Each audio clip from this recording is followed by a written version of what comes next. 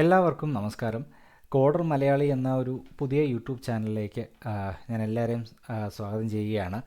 അപ്പം ഒരു എഞ്ചിനീയറാണ്. ഏകദേശം 15 വർഷത്തോളം എക്സ്പീരിയൻസ് ഉള്ള നമ്മുടെ കേരളത്തിലെ സാധാരണ ഒരു ഗവൺമെൻറ് കോളേജിൽ പഠിച്ചു വന്ന ഒരു എഞ്ചിനീയറാണ്. അപ്പം ഞാൻ ഉദ്ദേശിക്കുന്നത് ഈ ചാനൽ വഴി എൻ്റെ ഈ എക്സ്പീരിയൻസ്, ഞാനിപ്പം 15 വർഷമായിട്ട് ലോകത്തെ പല രാജ്യങ്ങളിലും പല മൾട്ടിനാഷണൽ കമ്പനികളിലും എംപ്ലോയി ആയിട്ടും എംപ്ലോയറായിട്ടും എല്ലാം വർക്ക് ചെയ്തിട്ടുണ്ട്. അപ്പം അതിൻ്റെ ഭാഗമായിട്ട് ഞാൻ നേടിയ ഒരു എക്സ്പീരിയൻസ് അത് നമ്മുടെ നാട്ടിലെ ആൾക്കാരിലേക്ക് ഒന്ന് എത്തിക്കുക എന്നുള്ളൊരു പർപ്പസിലാണ് ഞാൻ ഈ ചാനൽ തുടങ്ങിയേക്കുന്നത്. അപ്പോൾ അതുകൊണ്ട് തന്നെയാണ് ഞാനിത് മലയാളത്തിൽ തുടങ്ങിയത്. കാരണം അറ്റ്ലീസ്റ്റ് ഇത് കണ്ടിട്ട് മലയാളികൾ ശ്രദ്ധിക്കുമല്ലോ എന്നോർത്തിട്ട്.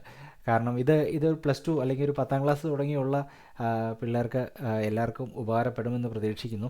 ഞാനത് ഓരോ ടെക്നിക്കൽ ടോക്ക് അല്ലെങ്കിൽ ഒരു ടെക്നിക്കൽ പ്രോബ്ലം കാണിച്ചിട്ട് അത് സോൾവ് ചെയ്യുന്ന രീതി മാത്രമായിട്ടല്ല, ഒരു എങ്ങനെയാണ് ഒരു കരിയർ ചൂസ് ചെയ്യേണ്ടത്, എങ്ങനെയാണ് നമ്മളൊരു അതായത് നിങ്ങൾക്കിപ്പം 10 കഴിഞ്ഞാലോ അല്ലെങ്കിൽ +2 കഴിഞ്ഞ് കഴിഞ്ഞാലോ ഏത് സ്ട്രീമിലേക്കാണ് പോകേണ്ടത്, എൻജിനീയറിങ് സ്ട്രീമിൽ ഇനിയും ഡിമാൻഡുണ്ടോ? കാരണം ഇപ്പോൾ നാട്ടിലൊക്കെ ഒത്തിരി എൻജിനീയറിങ് കോളേജുകളൊക്കെ അടച്ചു പോകുന്നുണ്ട്.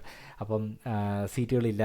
അപ്പോൾ അതുകൊണ്ട് എൻജിനീയറിങ് ഫീൽഡിലേക്ക് ഇനിയും ഡിമാൻഡുണ്ടോ? പിന്നെ ഇപ്പോൾ ഒത്തിരി ആൾക്കാർ നാട്ടിന് പുറത്തേക്കൊക്കെ പോകുന്നുണ്ട്. അപ്പം ഇനി നാട്ടിൽ നിൽക്കുന്നതിൽ വല്ല കാര്യമുണ്ടോ? ഇങ്ങനെയുള്ള കാര്യങ്ങളിൽ എൻ്റെ ഒരു വ്യൂ പോയിൻ്റ് ഞാൻ ഇതുവഴി പറഞ്ഞു തരാൻ ശ്രമിക്കാം. പിന്നെ അടുത്തൊരു കാര്യമെന്ന് പറഞ്ഞു കഴിഞ്ഞാൽ, നമ്മുടെ നാട്ടിലെ ഒരു വിദ്യാഭ്യാസ സമ്പ്രദായം, ഇപ്പം ഞാൻ വളർന്നു വന്നതായാലും ഞാൻ പഠിച്ചു വന്നതായാലും, ഇപ്പം ഞാൻ നാട്ടിലെ ഒരു എഞ്ചിനീയറിംഗ് കോളേജിലാണ് പഠിച്ചു വന്നത്. അപ്പം ഞാൻ അന്ന് പഠിച്ചു വന്ന സമയത്ത് ഞാൻ പഠിച്ച ടോപ്പിക്കുകളിൽ പലതും എന്തിനാണ് ഉപയോഗിക്കുന്നത്, എവിടെയാണ് ഉപയോഗിക്കുന്നതെന്ന് എനിക്കറിയത്തില്ലായിരുന്നു. നമുക്കൊരു കോഴ്സോ അല്ലെങ്കിൽ ഒരു എക്സാം ഉപരി നമ്മൾ ആ പുസ്തകത്തിൽ പഠിച്ച കാര്യങ്ങൾ എവിടെയാണ് പ്രാക്ടിക്കലി യൂസ് ചെയ്യുന്നത്, അതുകൊണ്ട് നമ്മുടെ മനുഷ്യരാശിക്ക് എന്താണ് ഗുണം എന്നുള്ളൊരു മീനിങ്ങിൽ ഞാനൊരു ടോപ്പിക്കുകളും അങ്ങനത്തെ ഒരു വിഷൻ അവിടെ ഇല്ലായിരുന്നു. കാരണം അതിലും നല്ലൊരു വിഷൻ എനിക്ക് സ്കൂൾ കാലഘട്ടങ്ങളിൽ കിട്ടിയിട്ടുണ്ടായിരുന്നു. ഞാൻ എഞ്ചിനീയറിംഗിൽ എൻ്റെ ഒരു എക്സ്പെക്റ്റേഷൻ എന്ന് പറഞ്ഞാൽ ഞാൻ ഒത്തിരി പ്രതീക്ഷയോട് കൂടിയാണ് ഞാൻ എൻ്റെ എഞ്ചിനീയറിംഗ് കോളേജുകളിലേക്ക് കടന്നു ചെന്നത്. കാരണം എനിക്ക് ടെക്നിക്കലി വളരെ ഇൻട്രസ്റ്റ് ഉള്ള ഒരു വ്യക്തിയായിരുന്നു. ഞാൻ സ്കൂൾ തലത്തിൽ തന്നെ എല്ലാ വർഷവും ഞാൻ സയൻസ് എക്സിബിഷൻസൊക്കെ വളരെ ഇൻട്രസ്റ്റോട് കൂടി നോക്കിക്കണ്ട് അതിൽ പങ്കെടുക്കാൻ വേണ്ടി ട്രൈ ചെയ്തിരുന്നു. ഞാൻ പങ്കെടുത്ത സമയങ്ങളിലെല്ലാം എനിക്ക് ഒത്തിരി തവണ നിരവധി സമ്മാനങ്ങളും കിട്ടിയിട്ടുണ്ട്. അപ്പോൾ അതുകൊണ്ട് തന്നെ എനിക്ക് എഞ്ചിനീയറിംഗ് എന്ന് പറഞ്ഞു കഴിഞ്ഞാൽ എൻ്റെ ഒരു പാഷനായിരുന്നു, ഒരു കോഴ്സ് എന്നതിലുപരി ഒരു പാഷനായിരുന്നു. പക്ഷേ ഞാൻ അതിൽ എത്തിച്ചെന്ന് കഴിഞ്ഞപ്പോഴത്തേക്കും എനിക്ക് അതിലൊരു മേ ബി ബിക്കോസ് ഓഫ് നമ്മുടെ നാട്ടിലെ ആ ഒരു ശൈലി എങ്ങനെയാണ്, കാരണം നമ്മളെ പഠിപ്പിക്കാൻ വരുന്നവരും അവർക്കും ഈ ഒരു ഇൻഡസ്ട്രിയൽ എക്സ്പീരിയൻസ് ഇല്ല. അപ്പോൾ നമ്മുടെ നിലവിലത്തെ വിദ്യാഭ്യാസ സമ്പ്രദായത്തിൽ ഈ കോഴ്സ് പഠിച്ച ആൾക്കാർ തന്നെ പഠിച്ചു കഴിഞ്ഞാൽ പുറത്തൊരു ഇൻഡസ്ട്രി എക്സ്പീരിയൻസ് ഇല്ലാതെയാണ് ഭൂരിഭാഗം ആൾക്കാരും പഠിപ്പിക്കാൻ വരുന്നത്. അപ്പോൾ അവർക്കും ഒരു വിഷൻ ശരിക്കും പറഞ്ഞു കഴിഞ്ഞാൽ കിട്ടുന്നില്ല. അവർ പുറം ലോകത്ത് ഇതെങ്ങനെയാണ് സംഭവിക്കുന്നത്, അല്ലെങ്കിൽ ഒരു ഇൻഡസ്ട്രി ഗ്രേഡ് അല്ലെങ്കിൽ ഒരു പ്രൊഡക്ഷൻ ഗ്രേഡ് എന്ന് പറഞ്ഞൊരു ക്വാളിറ്റിയിൽ എന്താണ് സാധനം, അല്ലെങ്കിൽ എങ്ങനെയാണ് ഒരു ആപ്ലിക്കേഷൻ വർക്ക് ചെയ്യുന്നതെന്നുള്ളൊരു ബോധം അവർക്കും ഇല്ല. അപ്പോൾ അവരും ചെയ്യുന്നത് എന്താണ്, അവർ കാണുന്ന പുസ്തകം എന്താണോ ആ പുസ്തകത്തിൽ എങ്ങനെയാണ് എഴുതി വെച്ചേക്കുന്നത് അത് അപ്പാടെ അതിനെ ടെക്നിക്കലി എക്സ്പ്ലെയിൻ ചെയ്യും. അതിൻ്റെ മീനിങ് പിള്ളേർക്ക് പറഞ്ഞു കൊടുക്കുക എന്നുള്ള രീതിയിലാണ് അല്ലെങ്കിൽ ഞാൻ പഠിച്ചു വന്ന സമയത്ത് കൂടുതൽ പഠനങ്ങളും നടന്നുകൊണ്ടിരുന്നത് അങ്ങനെയായിരുന്നു. പക്ഷേ എനിക്ക് അതിൽ നിന്ന് ഞാൻ ജോലിയിൽ കയറി ഇപ്പോൾ ഞാൻ അത് കഴിഞ്ഞ് ഒത്തിരി ആൾക്കാരെ, നൂറുകണക്കിന് ആൾക്കാരെ ഞാൻ കമ്പനികൾക്കകത്തും പുറത്തുമായിട്ട് ഞാൻ ട്രെയിൻ ചെയ്തിട്ടുണ്ട്. അപ്പോൾ അവർക്കെല്ലാം ഞാൻ പറഞ്ഞു കൊടുത്തുകൊണ്ടിരുന്നത് പ്രാക്ടിക്കലി എൻ്റെ എക്സ്പീരിയൻസ് കൊണ്ടാണ് ഞാൻ പറഞ്ഞു കൊടുത്തുകൊണ്ടിരുന്നത്. അപ്പോൾ അതിലൊരു വലിയ ഇമ്പാക്റ്റ് ഉണ്ടായിരുന്നാണ് എൻ്റെ വിശ്വാസം. കാരണം നമുക്കൊരു സാധനം, നമ്മളിപ്പോൾ ഒരു എഞ്ചിനെ പറ്റി പറയുവാണെങ്കിൽ ആ എഞ്ചിൻ നമ്മളൊരു പടം വരച്ച് അല്ലെങ്കിൽ പഴയ കാലത്തെ പോലെ അതിൻ്റെ അകത്തൊരു തിയറം നമ്മൾ ജസ്റ്റ് എക്സ്പ്ലെയിൻ ചെയ്ത് വിട്ട് കഴിഞ്ഞാൽ ആർക്കും ഒന്നും മനസ്സിലാകുകയില്ല. പക്ഷേ നമുക്ക് ആ സെയിം തിയറം നമ്മുടെ പ്രാക്ടിക്കലി നമ്മളിപ്പോൾ കാണുന്ന, ഇപ്പോൾ നമ്മൾ പൈതഗോറസ് തിയറം നമ്മൾ കണക്കിൽ മാത്തമാറ്റിക്സിൽ പഠിക്കുന്നുണ്ട്.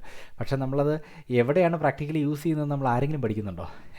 അപ്പം അതുപോലെ നമ്മൾ ഇലക്ട്രോണിക്സിലൊക്കെ ഓംസ് ലോ എന്ന് പറഞ്ഞ് നമ്മൾ പഠിക്കുന്നുണ്ട്. ഈ ലോ എന്നും നമ്മൾ എവിടെയാണ് പ്രാക്ടിക്കലി നമ്മുടെ ജീവിതത്തിൽ ആപ്ലിക്കബിൾ ആകുന്നതെന്നോ, അല്ലെങ്കിൽ എവിടെയാണ് നമ്മുടെ ദൈനംദിന ഉപയോഗിക്കുന്ന സാധനങ്ങളിൽ എവിടെയാണ് വർക്ക് ചെയ്യുന്നതെന്നോ ഒന്നും നമ്മൾ ശരിക്കും പഠിച്ചു പോകുന്നില്ല. അപ്പം അതിലേക്കൊരു ഉൾക്കാഴ്ച എന്നുള്ള രീതിയിലാണ് ഞാൻ എൻ്റെ ഒരു വ്യൂ പോയിൻറ്റിൽ, അതായത് നമ്മുടെ എൻജിനീയറിംഗ് മേഖലകളിലുള്ള ടോപ്പിക്കുകൾ കവർ ചെയ്ത് എൻ്റെ ഒരു വ്യൂ പോയിൻറ്റുകളും എൻ്റെ ഒരു രീതിയിലുള്ള ട്യൂട്ടോറിയലുമാണ് ഞാൻ ഇതിൻ്റെ അകത്ത് ഉൾപ്പെടുത്താൻ ഉദ്ദേശിക്കുന്നത്. പിന്നെ ഇതൊരു സോഫ്റ്റ്വെയർ, ഞാനൊരു ഇപ്പം സോഫ്റ്റ്വെയർ ബേസ്ഡ് ആണ് ഞാൻ ജോലി ചെയ്യുന്നത്. പക്ഷേ ഞാനൊരു സോഫ്റ്റ്വെയർ എൻജിനീയേഴ്സിന് വേണ്ടി മാത്രമുള്ള ഒരു സെഷൻ എന്ന് മാത്രമല്ല ഉദ്ദേശിക്കുന്നത്. ഇത് എല്ലാ ടൈപ്പ് എൻജിനീയേഴ്സിനും ഉപയോഗിക്കാവുന്നതാണ്. ഓക്കെ, ഞാൻ നാട്ടിൽ പഠിച്ചിരുന്ന സമയത്ത് ഞാൻ ഇലക്ട്രിക്കൽ എൻജിനീയറിംഗ് ആയിരുന്നു കഴിഞ്ഞിരുന്നത്. അത് കഴിഞ്ഞ് എൻ്റെ ജോലിയുടെ ഭാഗമായിട്ട് ഞാൻ സോഫ്റ്റ്വെയർ ഏരിയയിലെത്തി. ഞാനിപ്പം മാനുഫാക്ചറിങ് ഇൻഡസ്ട്രികളിലും അങ്ങനെ പല മേഖലകളിലും ഞാൻ ജോലി ചെയ്തിട്ടുണ്ട്. അപ്പോൾ അതുകൊണ്ട് ഞാനൊരു എൻ്റെ വിദ്യാഭ്യാസപരമായിട്ട് ഞാൻ പഠിച്ച ഇലക്ട്രിക്കൽ എൻജിനീയറിങ്ങും പിന്നെ അത് കഴിഞ്ഞ് ജോലിയുടെ ഭാഗമായിട്ട് പഠിച്ച സോഫ്റ്റ്വെയറും എല്ലാം കൂട്ടി നമ്മളിപ്പോൾ കസ്റ്റമറിൻ്റെ പ്രോബ്ലം എന്താണോ അതിനനുസരിച്ചുള്ള സൊല്യൂഷൻ ഉണ്ടാക്കുക. അപ്പോൾ അത് ഏത് രീതിയിലുള്ള സൊല്യൂഷനാണ് വളരെ നല്ലത് ആ രീതിയിൽ നമ്മൾ ഡിസൈൻ ചെയ്ത് കൊടുക്കുക. അപ്പോൾ അതാണ് ഞാനിപ്പോൾ ചെയ്യുന്നത്. അപ്പം ആ ഒരു മേഖലയിൽ എന്താണ് സംഭവിക്കുന്നത്, അതെങ്ങനെ നമുക്കും അങ്ങനെ ആകാം. ഓക്കെ, ഇപ്പം ഒത്തിരി പേര് ഞാനിപ്പോൾ റീസെൻ്റ്ലി വേറെ ഏതോ ഒക്കെ യൂട്യൂബ് ചാനലുകൾ കണ്ടു, മലയാളിക്ക് 3 കോടി ശമ്പളം, അതായത് വേറെ പുറത്തെ ഏതോ രാജ്യത്തെ ശമ്പളമാണ് പറയുന്നത്. പക്ഷേ ഇപ്പം നിലവിലൊക്കെ നമ്മുടെ ബാംഗ്ലൂരൊക്കെ 1 കോടി ശമ്പളമുള്ള ഇഷ്ടംപോലെ ആൾക്കാരുണ്ട്. ഓക്കെ, ഇപ്പം അതുകൊണ്ട് ശമ്പളം നമ്മുടെ ഇന്ത്യയിൽ കുറവായിട്ടല്ല, ആൾക്കാരത് ഒത്തിരി പേർക്കും അതിനെപ്പറ്റി അറിയത്തില്ല. നമ്മുടെ നാട്ടിൽ തന്നെ നല്ല ശമ്പളമുണ്ട്. സോഫ്റ്റ്വെയറിലും എൻജിനീയറിംഗ് മേഖലകളിലൊക്കെ നമ്മുടെ നാട്ടിൽ നല്ല ശമ്പളമുണ്ട്. ഇപ്പോഴത്തെ ജനറേഷൻ അതിൻ്റെ റൈറ്റായിട്ടുള്ള ഒരു വിഷൻ കൊടുക്കാത്തതും അതുപോലെ തന്നെ റൈറ്റായിട്ടുള്ള ഹാർഡ് വർക്ക് ഇടാത്തതും കൊണ്ടാണ് നമ്മൾ ആ മേഖലയിൽ പലരും എത്തിപ്പെടാത്തത്. അപ്പം എനിക്കറിയാവുന്ന കാര്യങ്ങൾ ഞാൻ എൻ്റെ വീഡിയോകൾ വഴി പറഞ്ഞു തരാൻ വേണ്ടി ശ്രമിക്കാം. ഓക്കെ, അപ്പം നിങ്ങൾക്കിത് ഇഷ്ടപ്പെടുന്നുണ്ടെങ്കിൽ അല്ലെങ്കിൽ ഉപകാരപ്പെടുന്നുണ്ടെന്ന് തോന്നിക്കഴിഞ്ഞ് കഴിഞ്ഞാൽ നിങ്ങൾക്ക് ഇതിനെ ഫോളോ ചെയ്യാം.